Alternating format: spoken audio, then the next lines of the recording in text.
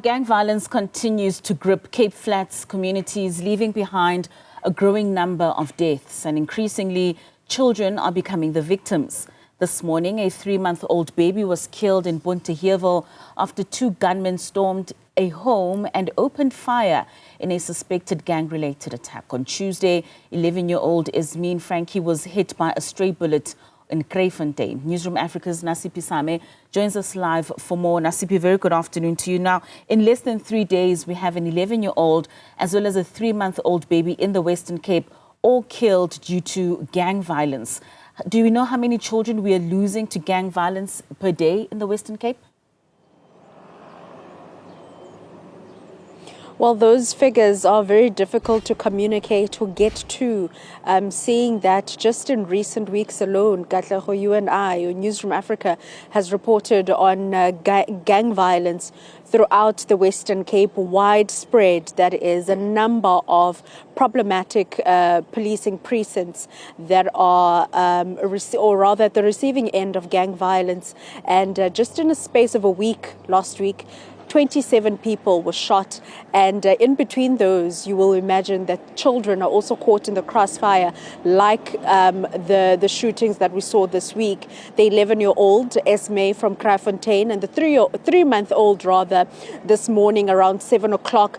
But in the shooting of Tuesday, there was also an 8-year-old that was caught in that crossfire. We understand is still in hospital. But to talk to us further on the issue of children being caught in a crossfire in gang-related shootings, I'm joined by Benson Ngqentsu, who is the Member of Parliament in the Provincial Legislature.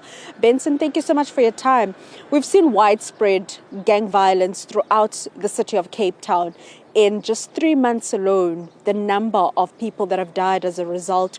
Do you think the issue of gang violence is under control, and are children vulnerable to the shootings that we've seen?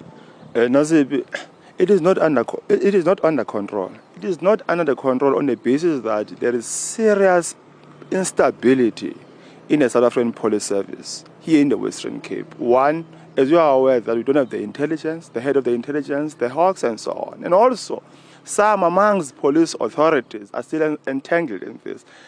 Compounding the problem further is the proliferation of illegal firearms. And on every incident, an illegal firearm is becoming a weapon of choice. For that reason that I'm saying it's not under control at all. We've seen children being caught in crossfires, places like Mannenberg, Hanover Park, now in Kraaifontein, and this morning a 3-month-old baby dying as a result of gun violence. Would you say that there is a problem, a big problem, when it comes to children being at the receiving end of gun and gang violence? Absolutely, there is a big problem given the state of Cape Town and the Western Cape. There are two things. If a child is not gunned down, the surviving one will suffer the trauma for the rest of his or her life, on the basis that that situation, trauma, will continue to haunt that child. And I think in Parliament, police authorities ought to attend to this matter as what are the fundamental bases for children to be found in the crossfire when gangsters are fighting. Also, you will recall that where they live, because this happens in working class areas, there are no playground for children, right? Even in some communities, they only play on the streets. So those are some of the challenges which I think, as authorities, we ought to attend to.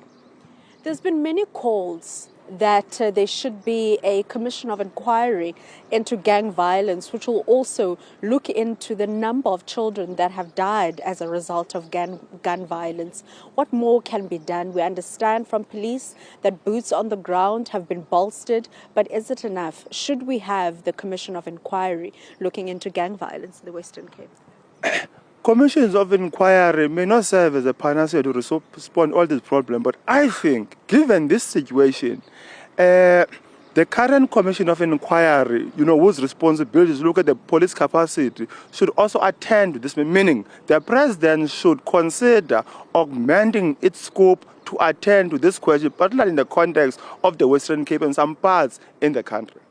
We'll have to unfortunately leave it there. Benson Ngqentsu, Member of Parliament here in the Western Cape, on the issue of the escalating gang violence widespread in the city of Cape Town, specifically concentrated on the Cape Flats, Kraaifontein entering the fray, and this morning, or rather today, a 3-month-old baby dying as a result of that. Benson Ngqentsu, they're mentioning that children who are playing in the park at times fall victim of being caught in the crossfire of warring gangs.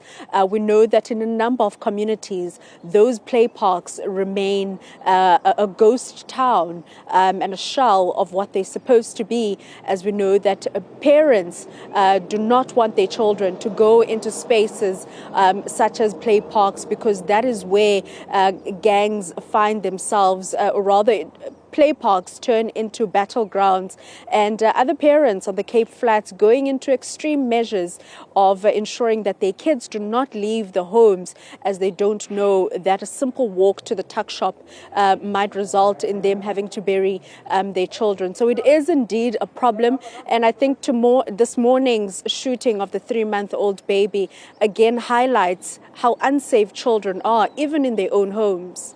Certainly, these are very horrific incidences that we are seeing, especially for children within the Western Cape. We are going to continue this conversation. Thank you, Nasipi Sami, for bringing us and giving us just that context to this conversation.